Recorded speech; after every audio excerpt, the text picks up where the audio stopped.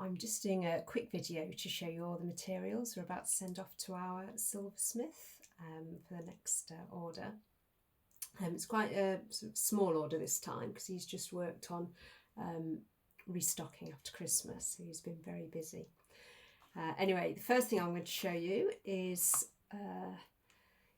this is a slide rule, which probably requires a whole video on its own just to explain how it works, but we use it to make cufflinks, and we might try some pendants as well this time.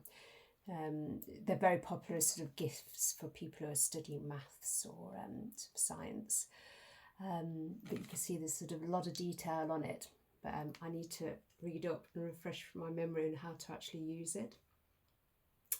Now last year we got some original pieces of Clarice Cliff from this lovely couple in Kent, in Stoke. So we've been slowly sort of using these fragments to make into jewellery. Now what they had started doing was making some rings, but this isn't, we use sterling silver in our jewellery. So what we're actually going to do is take the fragments off them, because they're actually lovely pieces, maybe reshape them a little bit just to make the shapes more sort of uniform. And then we're going to get some rings made, and ours will be set, they'll come in a sort of a sterling silver frame, which will really show the little pieces off really well. It'll be very unique. You could be guaranteed and nobody else will have one. What else have we got? And here we have pieces of these are original bits of the Berlin Wall, so they've still got their original graffiti intact. Now we got these from a gentleman who was very kind, and he actually sent us, he was there when the wall was being knocked down, so he sent us sort of photos of the event himself. So real sort of great pieces of memorabilia, and sort of one of our sort of most popular products in terms of, you know, being able to give a gift that tells a story, because there'll certainly be a lot of history behind these pieces. Now, the random story, I was in Whitstable a month or two ago and came across this. So it was just a beach hut selling all manner of little bits and bobs, but they did have a whole bag full of sixpence coins. Now we make cufflinks out of the sixpence coins, and obviously the years, so these are what we've got here, 1954, we've got a few with 1964 on, so they'll make popular gifts for anyone with 60th or 70th anniversaries coming up. And so we're going to go back to him actually, because he said he didn't have time then just to sort through everything and find all the sort of correct years. But we'll have a few coming. I think I bought about 20, so we'll have enough for a few sets of cufflinks at least. What else have we got?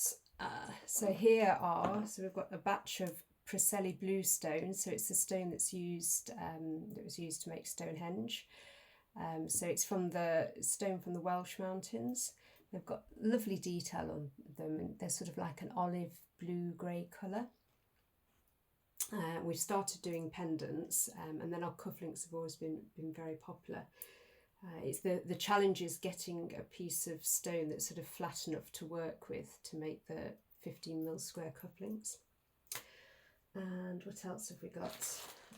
Some pieces of Meteorite. So Meoniona luster Meteorite. Again, it's one of our sort of best-selling lines. The sun's just come out, so I'm now getting strange shadows on my face. Anyway, so what we've done this time, we've had them. So we buy the Meteorite sort of I guess prepared. So it's got a very thin layer of sort of white gold on it to prevent oxidization, and we've actually had them cut into smaller bits this time. So these will go straight into the cufflinks. The reason being that the edges will also get coated in the white gold, just to make sure that it prevents the oxidization and just makes them look that little bit smarter. They're already on our website. So these will just sort of replenishing old stock. And then the last thing we've got, we're very, very low on Ammonite cufflinks. And again, Ammonites are quite easy to come by, but getting them in the right size that work with our cufflinks it can be quite hard sometimes. So we've got probably about enough to make sort of 15 or 20 pairs. You can see they're so cute. So you can imagine that you get the sort of the original Ammonite, and then they slice it down the middle to get sort of the matching pairs, which are then used in the cufflinks. Anyway, that's probably enough rambling on for one day. I'll probably do an individual video for each one, just so you can see the finished products in any case. But if you've got any questions, just pop them in the comments below.